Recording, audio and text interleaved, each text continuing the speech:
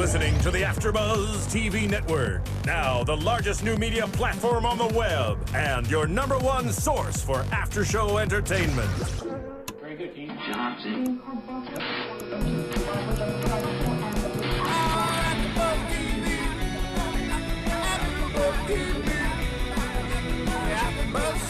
the AfterBuzz Studios in Los Angeles, California, presented by Maria Menounos and Bing.com, and streaming live thanks to Akamai Technologies, this is AfterBuzz TV's Game of Thrones After Show. We'll break down tonight's episode and get you all the latest news and gossip. If you'd like to buzz in on tonight's show, you can buzz us at 424-256-1729. That's 424-256-1729. And now, another post-game wrap-up show for your favorite TV show. It's AfterBuzz TV's Game of Thrones After Show. Hey guys, and welcome to the Game of Thrones AfterBuzz After Show for Second Sons, because Bing is for doing, and we're doing some Game of Thrones. And guys, once again, I am Dave Klein, and joining me today, right next to me, the lovely Sara Stretton. Hello, nice to sit next to you today. I know, we're shoulder rubbing over here. And all the way across the table, way far away, the lovely Kristen Snyder. Hi guys, how you doing? And you just may notice our very special guest. He has been seen on a bunch of shows, Sons of Anarchy, and most recently, your favorite show, Game of Thrones, Kraznys, aka Dan Hildebrand. Hey, how you doing? Nice to be here tonight. Thank you for inviting me. Thank you for coming. And you may also recognize his voice now that he's speaking from doing several video game roles, Dragon's Age Origins specifically. I love that game. Yeah, there's been a few of them over the years, and I've got to confess I do them, and then they take them away from me and do strange things to them, and I'm like, oh, is that me? But, all right. The check cleared. I'm a big gamer, so I appreciate it. Good. And also on Deadwood, I loved Deadwood. That was a great show. Yeah, it was an amazing show to be a part of, and I've been very, very lucky, and very lucky to be in this show tonight. Well, I wasn't in this episode, but I've been in the show, so But we got to see Essos and the whole area that your character originated from. But before we get into that, let's go ahead and start and talk about Arya, because that was the way that we were introduced to the episode tonight, which was Arya trying to kill the Hound in his sleep. So clearly not too happy that she's with the Hound right now. She's not, but he's like, you got one shot, so make it good. And I was surprised she didn't take it. I mean, she said how long over and over that she's hated him. And it didn't seem like she even tried to kill him with the rock That's what I figured. Yeah, well, he was going to break her hands. That's a really big threat, because he was really concerned, being that I thought she was going to be like roped up. I thought there was going to be some escape for her trying to kill him. Hound wasn't worried. She was just lying there next to him. He's all good. The Hound's a crazy man. Well, I mean, he has it down. He just knows that he's more powerful. He's dealt with things like this before, presumably, so he's not too worried about it. Sleeping with one eye open, clearly, because she thought that he was asleep. But Arya, at the end of this, thinks that they're going back to King's Landing, and she thinks it's the Blackwater that they're at, which is where the Battle of the Blackwater took place, the end of Season 2. And the Hound just laughs in her face and explains to her that he's actually taking her to the Twins, which is where the wedding for Edmure is going to take place. So he's actually planning on taking her back to her mother. Right, so he can exchange her for gold. But not so sure that Robb and Kat are just going to let him walk out of there.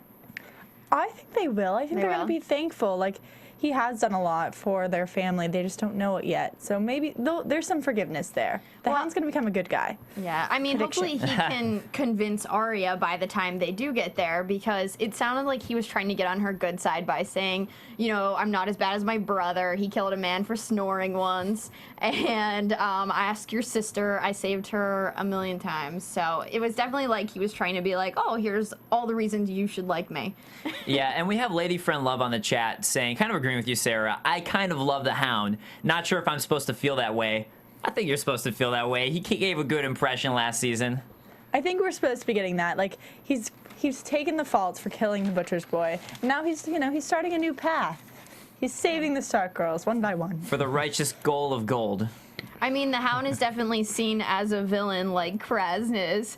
but I'm not sure if anyone quite measured up. I really enjoyed you playing the villain as Kraznys. I don't think I had many redeeming features. So, no one was too sad to see me go. But that's the best part of a villain, and I think that's why people really enjoy the Hound, because he's kind of going through this character arc, which we didn't get to see you become the good guy.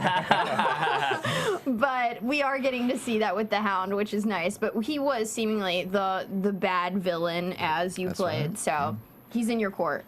He's on your side. We need like a villain, good guy. We all meet up actually in the villains' green room. There is an official green room for all the villains. They keep them to one side, and that's got to be a dangerous place to be. Well, you know, we're all friendly because everyone else hates us, so we all just like each other. No, but his character is really interesting. Actually, I think he's a phenomenal actor, and he's a really big bloke in real life. It's not that everyone else is small. He's really, really big. Well, that's got to be like when you think about the Mountain compared to him, because the Mountain next to the Hound or Sandor Clegane just seems giant. So if you're saying that he's already a big guy, he's a big guy. He's a big guy. That means the Mountain's just like massive. It really is a mountain. I think you could even tell that on this episode, though, when he entered on that horse. I was just noticing, like, Arya's a little girl, but she's like her entire body fits like in his arm. I'm like, oh my goodness, this man She's just like a prop for him. So Alyssa Leigh Gasage on the chat says villains and heroes are sort of interchangeable in GOT, and I think specifically with the Hound because he does good and bad things. Pat agrees with Alyssa, saying an example would be the Kingslayer or Jaime, where it's sort of interchangeable. Definitely. And I don't know though, Kraznys though had a pretty direct villainous line. Yeah, and I think it's kind of interesting. You know, you're playing villains, and you know, you try not to make them too arch and sort of moustache twirly, but you know, they're there to sort of hopefully move the story on and give the heroes of the piece something. You know, you learn more about the characters, and that's very true with Emilia's character. Yeah. And so you know, you try and do your part to sort of move them along and move the story along, and you know. Well, I think with Kraznys was really just an introduction to Essos and what specifically the slavers area that they're at is like. Because for Astapor, that is the introduction to Astapor. And then we see in this episode Yunkai again, which we'll get to in just a moment. But I think it's just Kraznys was really that introduction to the harsh life of the slavers' world. So that's kind of what your character allowed and sort of how I feel and take away from it. Yeah, and also, I mean, again, if you are a sort of slave owner, there's not much to redeem you any, you know. We have moved on, I hope, from that. So I don't think maybe 100 years ago people would have been like, he's not such a bad guy. Not such a bad guy. But yeah, I think now there's no hope for him really. He had to come to a sticky end or crispy end. Crispy. At least it was a great end. Let's rejoice in that. Yeah, it's. I believe, were you one of the first to be incinerated by dragons on this show? Well, the first was at Pyapri last season, but this was with the dragons more grown. Yeah, this was a real dragon breath. This was an inferno of a breath, you know. Yeah. And I was very pleased. And actually, we have a scene pulled up right here of. There it is. Yeah. So a dragon is not a slave is the translation. We've got the scene pulled up for the listeners of our buddy Dan.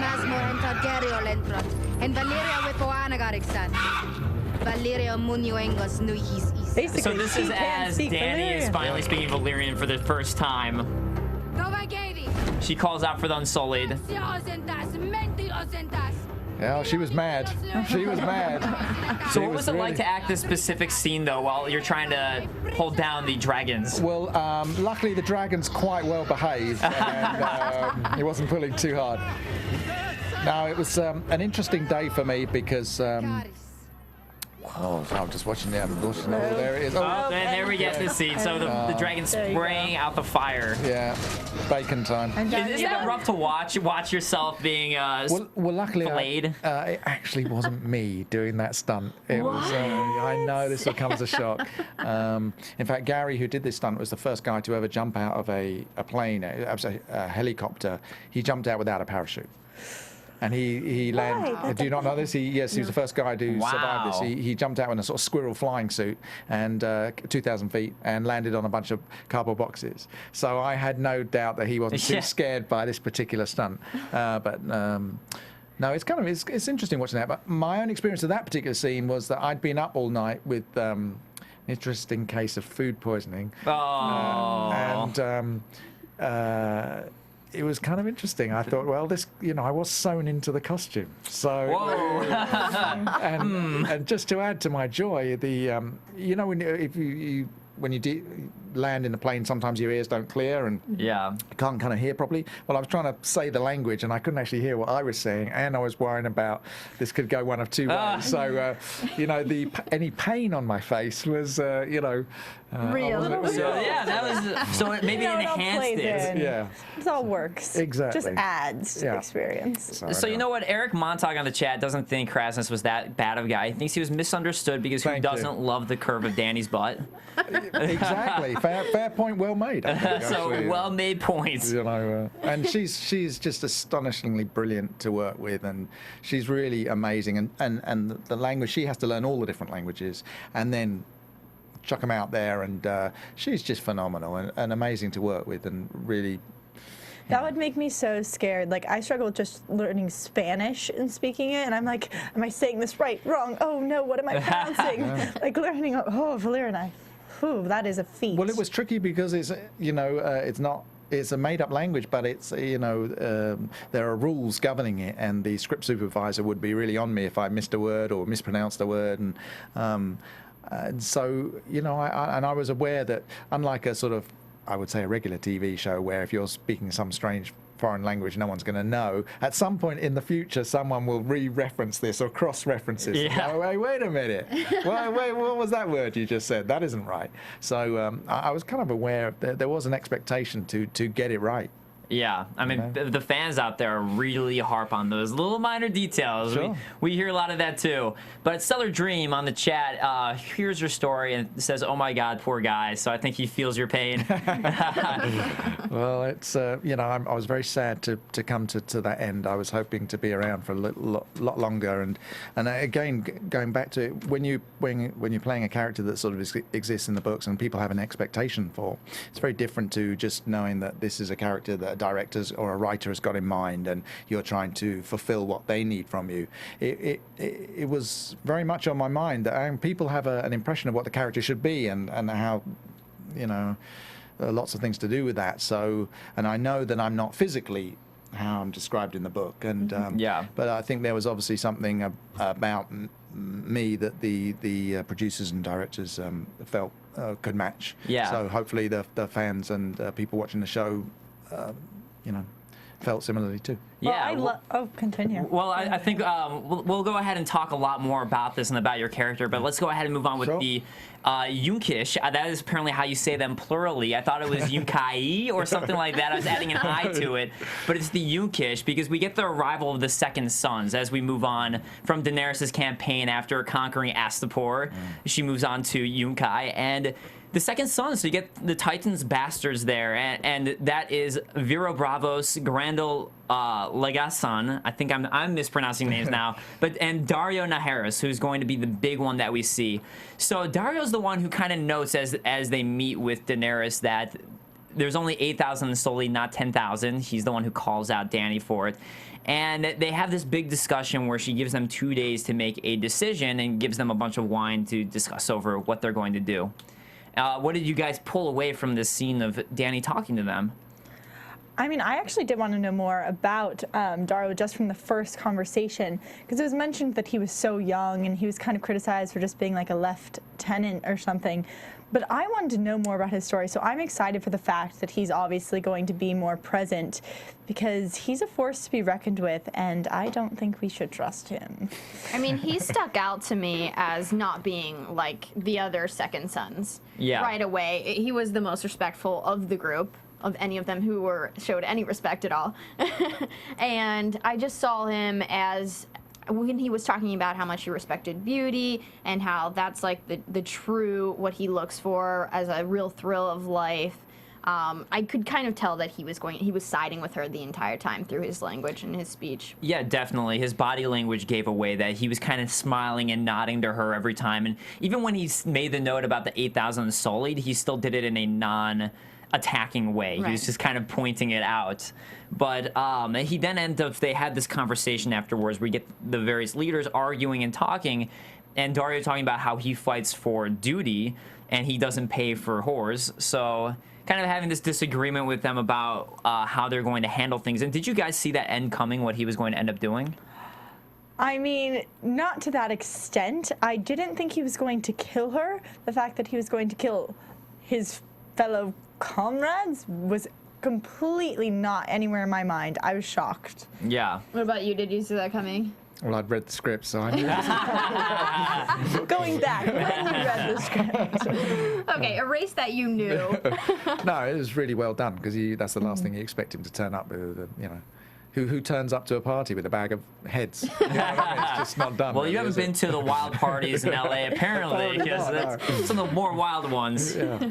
But yeah, I mean, I think it was interesting because he comes in as this assassin, and you think there's going to be an assassination attempt, and he does really do that twist where it turns out it's him. Although when he got the coin, I want to point out that he says Valar Morghulis as he gets the coin, which is very similar to our good friend Jaqen H'ghar from season 2. And they look a little similar. And they do look a little similar. So I kind of noted that immediately, just because I love everything with the Arya storyline. So anything that has to do with Arya's storyline, I'm like, oh my god, gotta point it out. So I was quite impressed with his gift to her, and he also gives her his heart. And I noted that too. I felt that she sort of was impressed by this. She said, "Do you expect me to be impressed?" And he says, "Of course, yes." But I kind of felt like she was impressed, and I feel like Jorah actually has some competition now for her heart. I think she's attracted to him. I don't think that, but I think it's purely on beauty. That's what he values, and I think that's what's going to play out. Like, that's where his honor lies. It's not really to her. It's to her beauty, and there's lots of beautiful people in this world. If you don't mind me asking, would that impress you if a guy turned up with 2 severed heads in a bag and got down on one knee and said he'd serve you? Would that be a good thing? Do you think he'd get a second date? I think in Daenerys' position, yes. Yeah, in my position currently, I might have a few phone calls to the police, to my entire family, to guard my doors. Fair enough. So men out there, if you're wondering, if you want to please Kristen, bring 2 heads with you. Yes. But not for Sarah. First so date now material. you know. I'm good. I like flowers and chocolate. Traditional. So Kurt Pop on the chat says, I don't know why, but Daario gave me a Jaqen H'ghar vibe. So kind of agreeing with you there, Kristen. And Hot Pie says that his mother thought it was him. And Stellar Dream, I just want to apologize briefly. Stellar Dream, I said it was a guy. It's actually a girl. Sorry, Stellar Dream. But Stellar Dream says, I didn't think he was going to kill Dany, but the beheadings definitely shocked me. So Stellar was shocked by the beheadings. I'm with you. And Sam Slayer says Valar Naharis. So I believe that's we will all die. I think that's what Valar Naharis translates to. So we get a lot of I kind of agree. I think that that Daenerys might be a little into him, into this whole moment, in the way that she reacted, in the body language that she portrayed, because she kind of feels all about power right now. She's been lonely for a while. I mean, this guy. But she's got Jorah. This guy kind of reminds me of the Dothraki, and because their way of just like sort of like killing to impress the women. Definitely, there's a lot of similarities, just about their sheer power and the connections of warfare is all over this. So. Maybe she's having some memory. Yeah, I miss Khal Drogo. I agree with you. That is very much a Khal Drogo move. That seems like something that he would do, and that's who Dany loved before. Right. So it makes sense that she's kind of falling for this. And yeah. So, and for those of you who do read the books out there, I do want to point out for you guys that this was a little different. He does bring these heads, but there was no false assassination attempt there. He just kind of brings it into her to show her. So they kind of threw that in there, but it was fun. It was a good, cool scene, and I like the way that they did that and handled it. But with that said, let's move on over to Dragonstone, where we have Gendry now arriving at Dragonstone with Melisandre, and Stannis is there waiting, and he looks a little more disheveled to me than he did before. He's got the scruff going on, maybe looks a little bit more gaunt to me. So I feel like he's kind of, looks like he thinned out a bit. Yeah. I think in this episode we see him going through a struggle of knowing again whether he's right or wrong in following Melisandre and what she wants.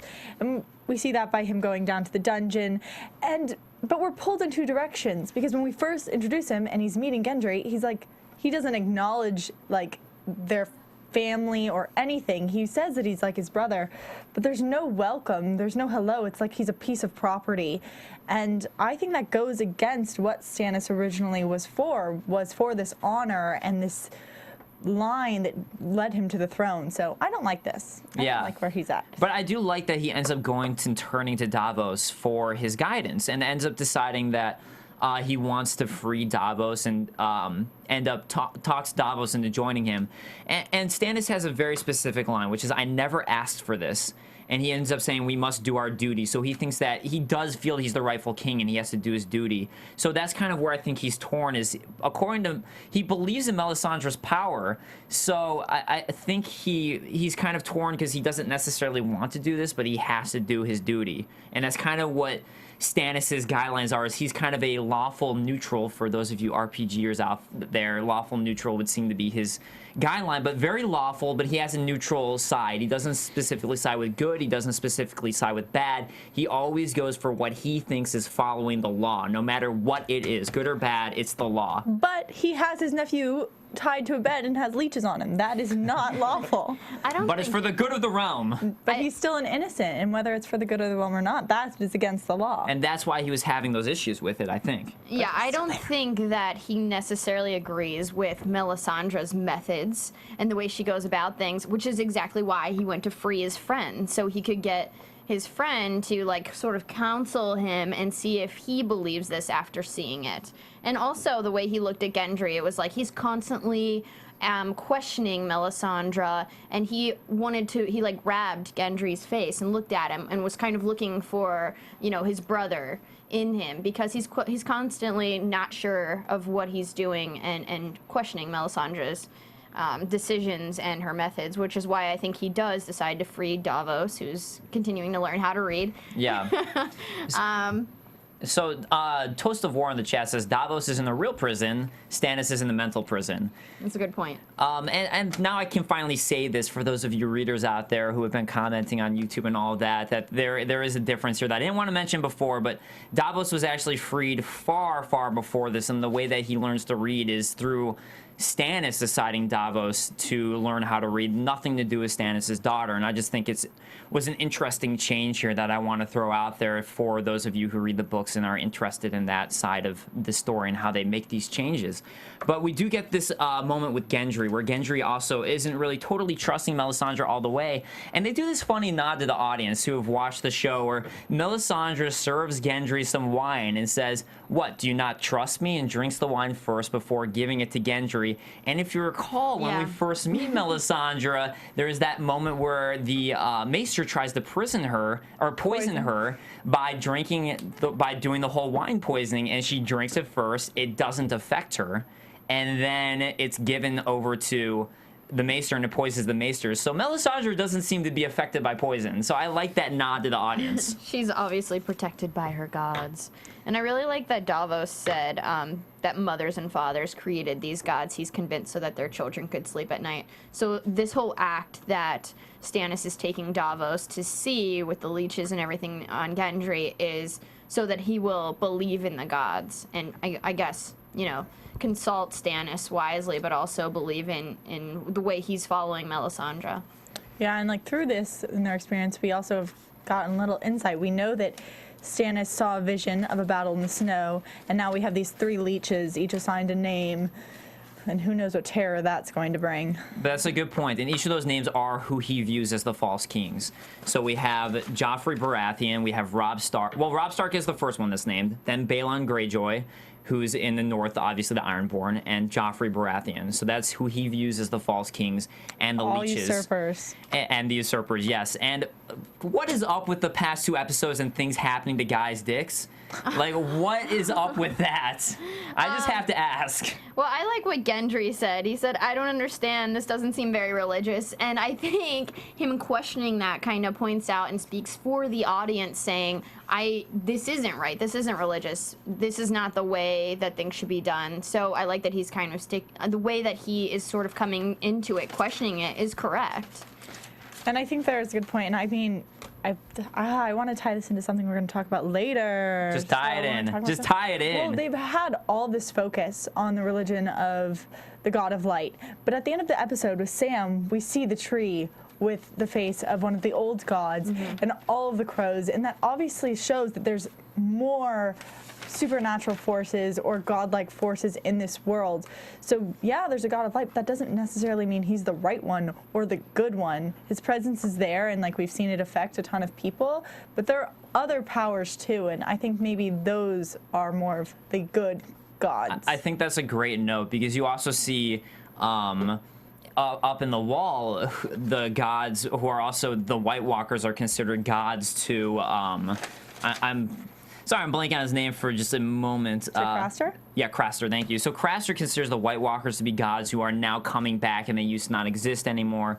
You do have the woods and the heart trees, which are considered to be gods for the north. The one, I think it's The one first god. men, kind the of. first men, yeah. And then you have the 7 gods, and it seems like all these different forces of different gods and different beliefs are all starting to come true. So I think that's a good point, that it isn't necessarily only one that seems to actually be working now. Or to have power, yes. Yeah, but with that said, let's go ahead and talk about the wall. We'll come back to King's Landing afterwards, but we can talk about the wall and Sam, who's with Gilly, and they're passing by this when they find a cabin to stay at, and Sam's struggling to build a fire, so Gilly suggests they keep each other warm. Seems to be the way they do in the north.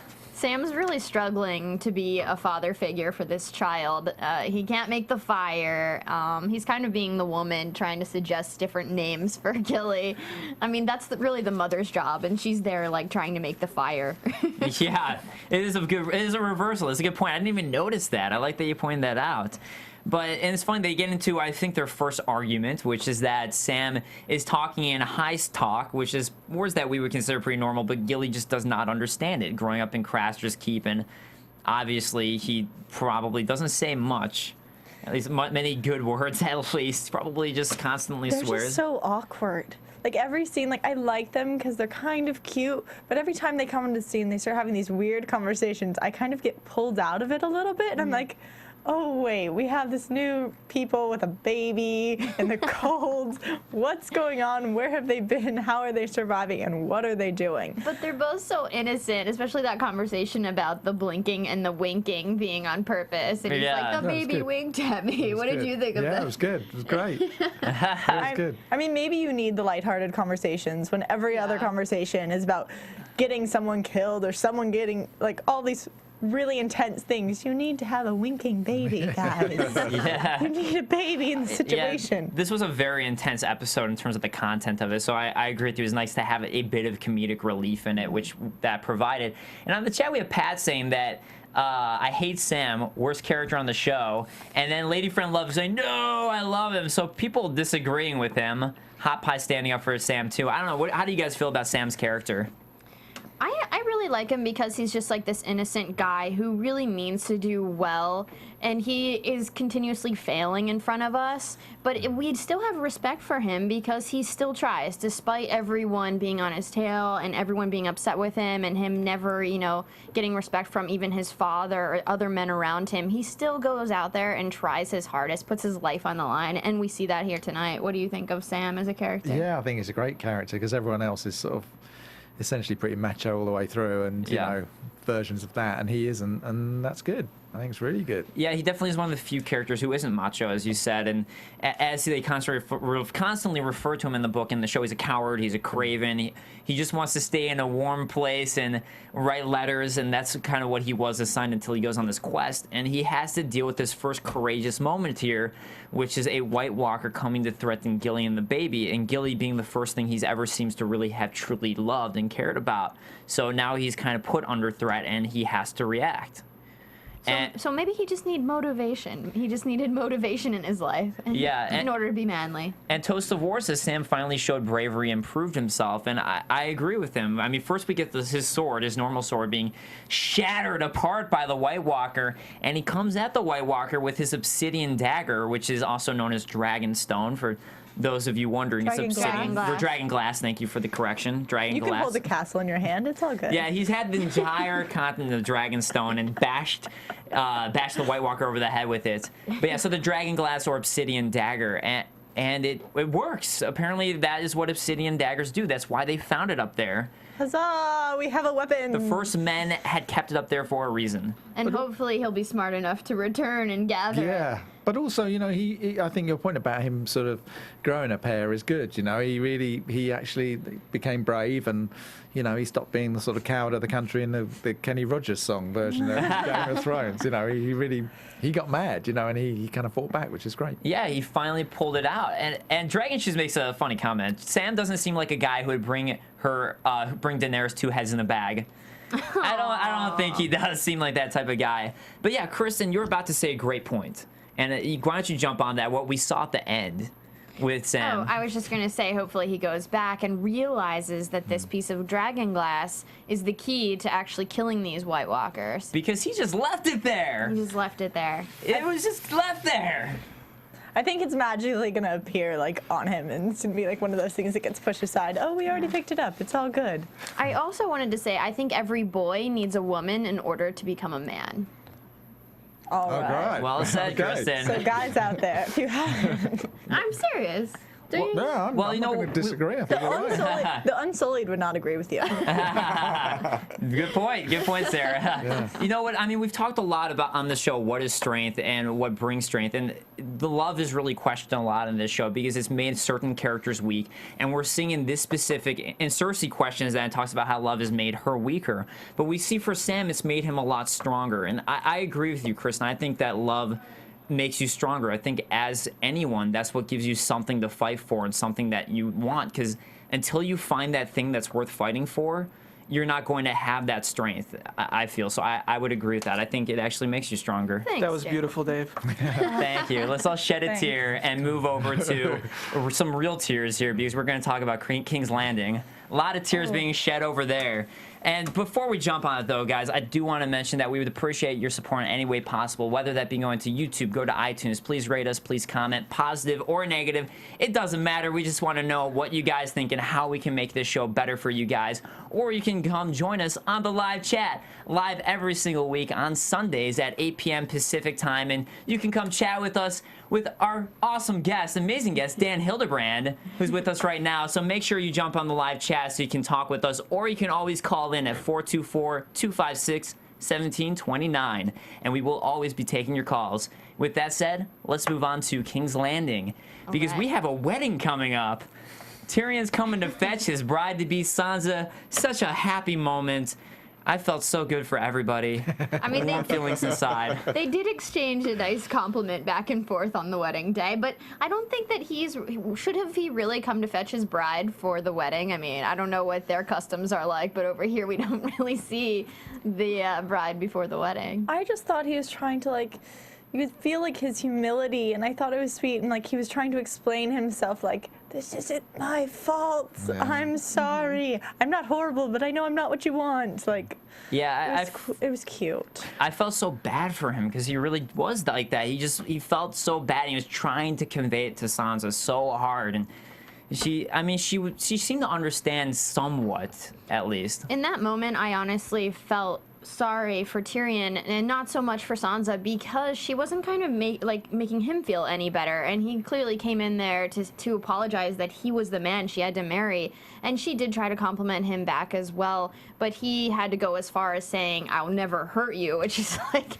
that's pretty bad. But after Joffrey, Yeah, wow. Yes. You know, a won the big lottery. win coming. Exactly. you know what though? After Joffrey, that is winning the lottery. You got Yeah, a point. good You got a point. I felt like you really felt that when they were walking down the aisle and he like stepped up to take Ned's place as like escorting her down, and I was like, oh, you know, she's thinking, get me off this arm. I don't care who's next. Just get me to someone Yeah. else besides who's next to me. And such a harsh moment. And then Joffrey pulls away his stepladder, so he couldn't step up and drape Sansa with the. He's just mean. Yeah. Plain old mean, isn't he, really? He's I the was worst. so shocked by that. I mean, how was that acceptable, and why didn't anyone walk he's it the back king. out He's there? the king, yeah, I Yeah. guess. He's the king. Everything he says goes.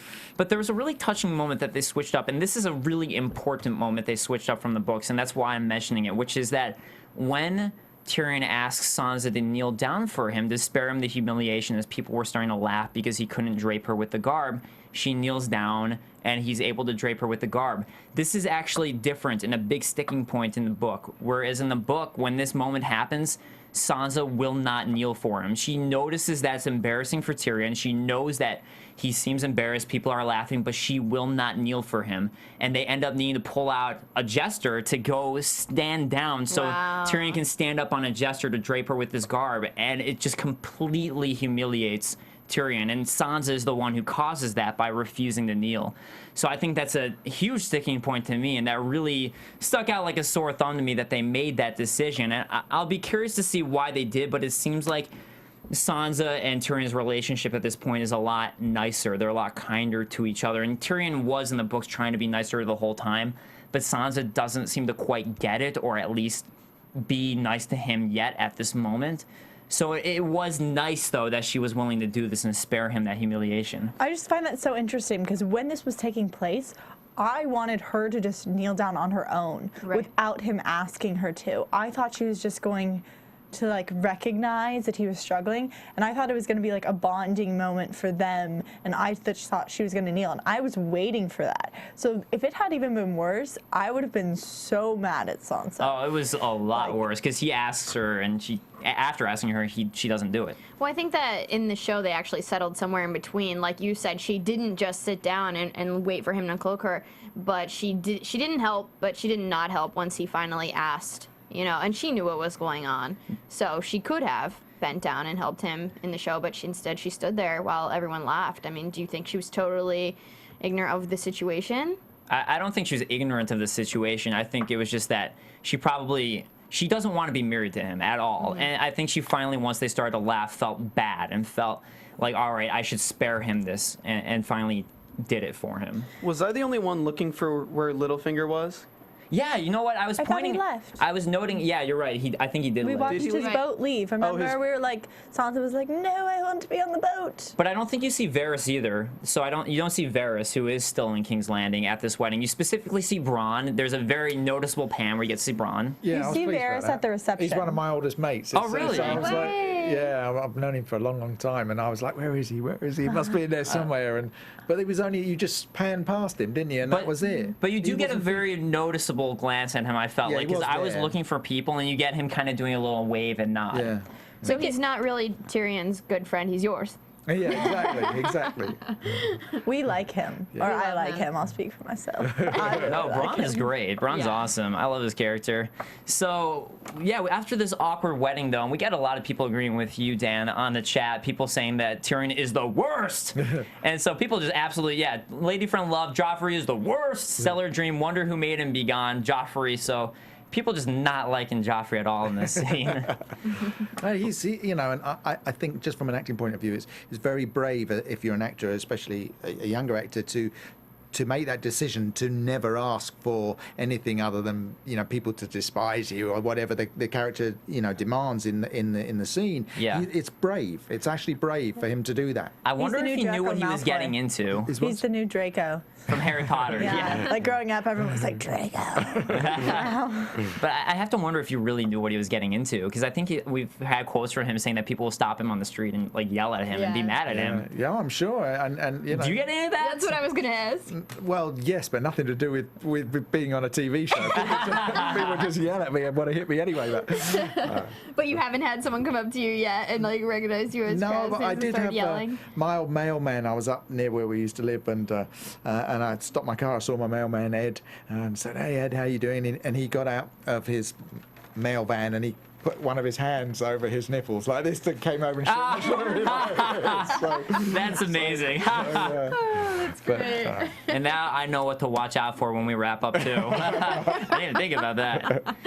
So before we get this wedding scene, though, we do get a moment with Marjorie and Cersei where they're talking together, and Marjorie's trying to be nice to Cersei, and Cersei's just not having any of it, kind of talking about how she sees what the Tyrells are doing, trying to go up there, bring up the reigns of Casimir. The Tyrells are currently the second most wealthy family in Westeros. So Cersei's trying to tell Marjorie she sees right through her and does not want to be referred to as her sister. Or she'll strangle her in her sleep. Worst insults. You are my sister. And you are Eric, going to die. I thought that particular scene, the ending of it was very cold and chilling and really, really well played, and you really got it. You got the sort of no, we're not going down that path, you know. And the re-establishment of power and everything, I thought was tremendous in that scene. It was really good. I agree. I was really surprised that Cersei actually was that straightforward with her, because Cersei normally plays the game as well. I totally agree with that. That was weird because she's usually so much more subtle than that. And she just completely conveyed everything that she felt, because before she was at least confiding in Tyrion or Tywin, but now confiding in Marjorie, that seems a little bit too far. Right. But as Tywin says, she's not as smart as she thinks she is, according to Tywin. So I think that was a misstep there. I want to talk about whenever Joffrey goes off to talk to Sansa, and Cersei actually says, why don't you go talk to your bride? And he said, I have the rest of my life for that. Was that Cersei actually looking out for Sansa? I just don't think she wants Joffrey to kill any more people without her permission. I mean, I think it was just that she was looking out for Tyrion for a change, because she knows the tension between Tyrion and Joffrey, and she even pointed out the whole thing with Joffrey being the one who, with the whole dagger issue from season 1, that she's just and then she's just lost control of Joffrey, so she's trying to regain some sort of control, trying to stop Joffrey from being crazy, and Joffrey also not listening and doing everything with Ned that caused all those issues, because it was Joffrey who decided to have Ned's head cut off. So, I mean, we've just got Joffrey out of control, and I think that she's trying to stop any more problems arising because of him being out of control. Right, but I also do think that she's more leaning towards being on, like, Tyrion, especially on his side, because of both their situations being so similar at this moment in the story. Which we get to see that great moment of Loras Tyrell up there in the rafters not wanting to be part of the wedding celebrations because he's not happy either. Goes to try and talk to Cersei. My father once... Just leave. Stop talking. She's like, no one cares what your father once said. I thought that was hilarious. That was such a great moment. But such a sad wedding feast, because Tyrion is just drunk off his ass and drinking as much as he can, and Sansa's so awkward sitting there watching her husband just not wallow happy. in wine. Yeah, like wiping himself off with the tablecloth, and she's just in the most awkward situation. I mean, that's not... I'd rather watch someone get drunk than get threatened at my own wedding. Yeah, Right. so there no was bidding ceremony. But here's another switch up they did too, which is everything that Joffrey says to Sansa in the private confines, he says to everybody in the novel. So that was another switch up, which is more prompts Wow. Tyrion to say what he said. So this was a change I actually didn't like, because I felt that was more of something to prompt Tyrion to say what he said, because Joffrey says that in front of everybody. So Tyrion says that because he doesn't want Joffrey to sleep with Sansa, and that's what prompts Tyrion to say everything about the wooden cock. But Right. he wasn't as well prompted in this incident here. But regardless, Joffrey does prompt Tyrion to say this, but because he wants the bedding ritual to happen, which is where Sansa's stripped in front of everybody, and we bring them all up together so they'll sleep together, and Tyrion won't have it, doesn't want the bedding ritual to happen. Which I liked that. I felt like he was sticking up for Sansa at that point, and knew that wasn't something she would want either. Yeah, he was very good to her throughout But he this. finds out she's only 14 years old and decides that he will wait until she's ready to share herself with him. That is so young. I mean, that's like, I know for medieval times that's pretty normal, but that's just like when you hear that from a modern day perspective, even though that would be common in a world like that, that just seems like so disgusting. Like, I wouldn't want to bed a 14-year-old either. Like, gross. But Tywin, is pretty much before that, we get Tywin telling Tyrion this is his duty and he must do it. And so Tyrion, for once, and also bringing Shae to King's Landing, so I guess for a second time, not abiding by his father. Yeah, I really like that she also questioned, what if I never want to share myself with you? And he said, so the watch begins. So that was great that he was respecting her no matter what. It was a great scene. No, And I also liked how Shae comes in morning after. and gives that little glance to Tyrion after checking the sheets and realizing that nothing happened between them. But wouldn't you I like that realize it moment. before when he's sitting on the couch? Yeah, that's what I like still thought, in too. his normal clothes. I was kind of thinking that too, but doing the whole hangover cure there of banging every loud noise you possibly can. But if you notice, she did take the sheets out so that everyone could see that she was washing them, so that everyone would think that the marriage was consummated. Yeah. Yeah, so yeah, that's a good point. I'm glad you make that. That's a great point, that she does wash it anyways. So There's a little bit of loyalty still there. Yeah. just a little bit. Well, especially after she sees that. I mean, she's finally like, okay, she sees what Tyrion was saying the whole time. But with that said, that kind of wraps up the episode. So let's go ahead and do a moment here, because we have our guest Dan Hildebrand here, and you have a lot going on. And before we get to that, though, we'd love to talk more on what it was like playing and portraying Kraznys as a character. And a lot of requests, if you could, from the chat, specifically from Lady Friendlove, if you could speak some Valyrian for us. Do you know, I was horrified by the thought that someone was going to ask me that question, because and I spent so many hours trying to learn this stuff, and you know, I would learn little 4-word sequences, and I'd just say them over and over and over and over again. And then I'd get up and go and get a cup of tea and come back, and I would have forgotten the 4 words that I just spent half an hour learning. And I have to say, I've forgotten them, and they've gone away. And I really should have sort of dug out an old script somewhere and tried to.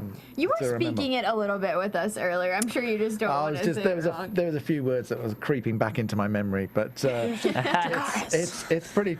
I've got to say, it's pretty tricky stuff, and I have to say that Natalie Emmanuel, who played Melisandre, she is amazing, because her job was to translate for me, but my character, but also she would have to really listen to what I was saying, and we worked an awful lot on our scenes to try and make them sound as real as possible, and that I was actually speaking a real language. And she did an amazing job, and you know, it's tough stuff. I've got to say, it's tough stuff. And I talked to a few of the other actors on the show who also have the language to speak, and everyone was just, you know, shaking their heads and could at least appreciate it. It's quite tough stuff.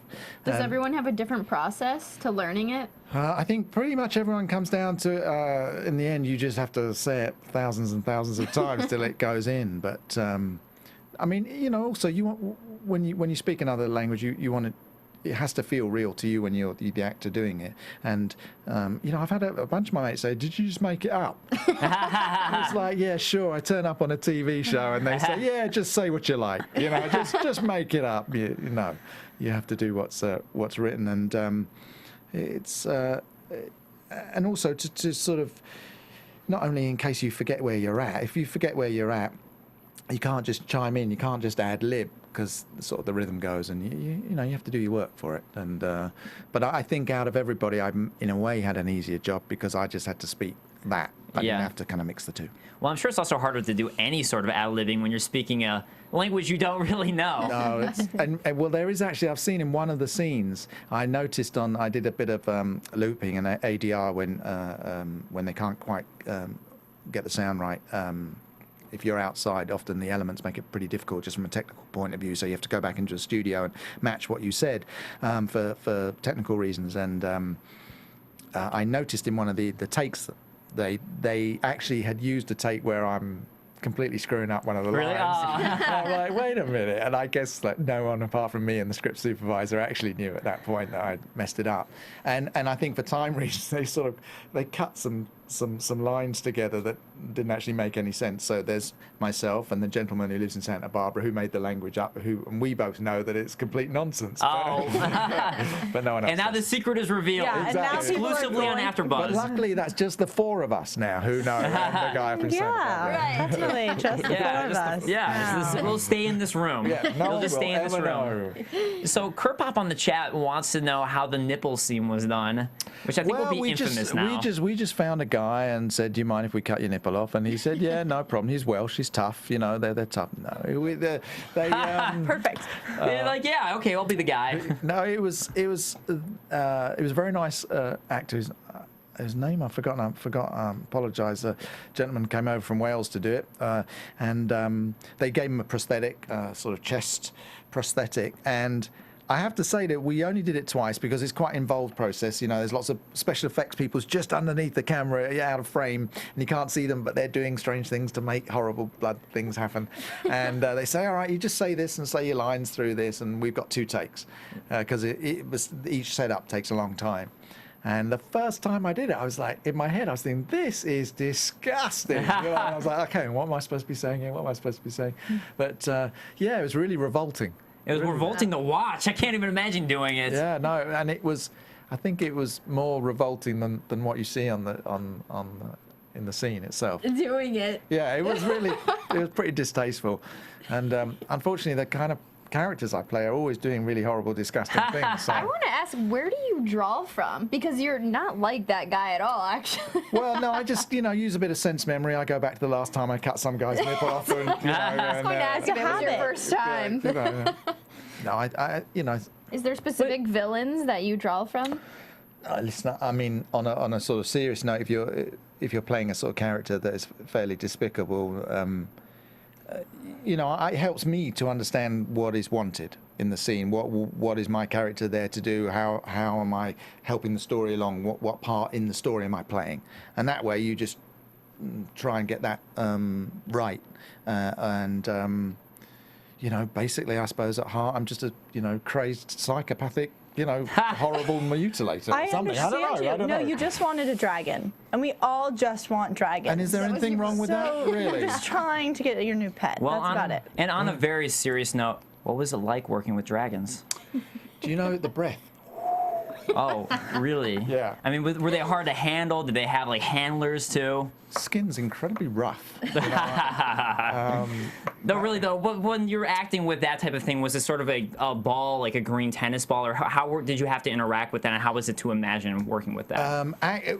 You feel completely and utterly and totally ridiculous, actually. Yeah. They have a setup with a chain on the end of it, and they're pulling it, and Alex Graves, who directed that particular episode, he said, okay, this is what the dragon's doing, and this is what you're trying to do through it. And he's a tremendous director, and as they all are on the show, and very helpful for the actors. He kind of really explains what's going on and what he needs from you.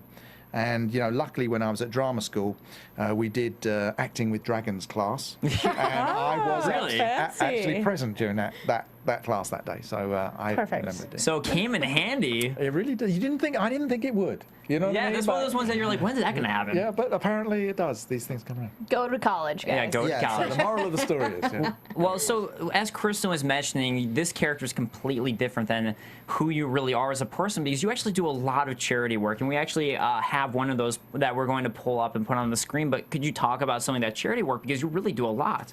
Yeah, I'm very fortunate in that I am involved with building houses after disasters, whether they're sort of natural disasters or man-made economic disasters. But there it is. that's my last name is Hildebrand, and I have a company called Hildebrand Construction, and we go and help NGOs, non-governmental organisations, charities, and various other entities build earthquake-proof and hurricane-proof and fire-proof housing. And we use local labour and local materials, and it's pretty much the exact antithesis of a lot of what goes on in the entertainment industry, but is an important part of my life. What was your first project? That one that came up on the screen just now was a village that we built in Indonesia, and we built 80 houses, essentially 80 family homes with roads and sewers and septic systems and wells and all sorts of good things. And we built 80 houses in about 4.5 months for $800,000. That is amazing. And these are earthquake-proof and hurricane-proof and fire-proof. And, it's tremendously gratifying. And I work in an industry where when you're fortunate enough to work, you get paid a great deal of money and you're treated extremely well. And I also have the opportunity to work in a completely different realm. This year I came back from Haiti. I built a big orphanage building down there and in the south of Haiti, which is pretty tough, pretty rough place. And in fact, I went straight from Haiti to Morocco, where we filmed our scenes in a beautiful hotel and being very well catered to and looked after, straight back down to Haiti straight afterwards. So I find it really, it helps me in my life, and also I'm sure it helps in my acting. I don't just exist in the rarefied atmosphere of film sets and TV sets. I feel like I spend quite a lot of time in the real world, and a lot of the people that you run into influence you. I think. I grew up in London, and we have an underground system and a bus system there, and you're mixing with everybody. You're rubbing shoulders with all cultures and everything. And you every day for me was theatre, because you just see nutcases every day. And in fact, where I grew up, the street I grew up on, it had the biggest kind of flop house in Europe.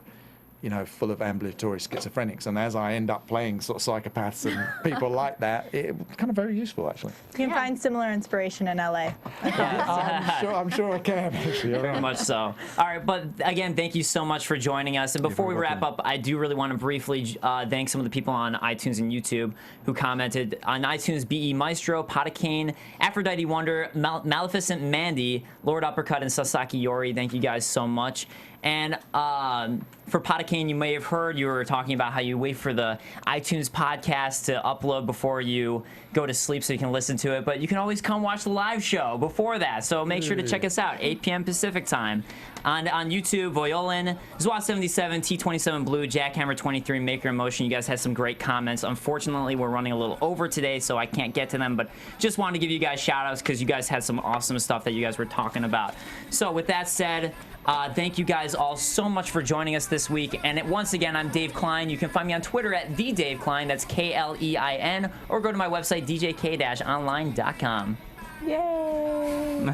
Sarah doesn't have a Twitter, so I'll go. I'm Kristen Snyder, and you can find me at Cinematic Escape on Twitter, or you can Bing my blog, Cinematic Escape. And you, Dan, just recently got a Twitter this evening. I started my Twitter account this very evening. I'm Dan Hildebrand 09. Yes, that's it. So go follow Dan. Follow him tonight because he just started. Be on the very beginning of his list because he's going to have a huge following. I just know it. Well, thank you so much for coming. You're very welcome. Really thank you for appreciate inviting your me. time. Thank you. And we will actually see everyone in 2 weeks because the show is on hiatus for Memorial Day. So we'll see you all in 2 weeks' time for episode 9 of Game of Thrones. See you guys. From Bing.com, executive producers Maria Menounos, Kevin Undergaro, Phil Svitek, and the entire AfterBuzz TV staff, we would like to thank you for listening to the AfterBuzz TV network.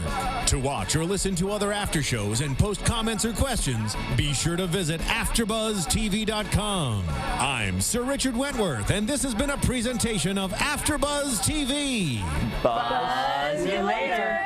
The views expressed herein are those of the hosts only and do not necessarily reflect the views of AfterBuzz TV or its owners or principals.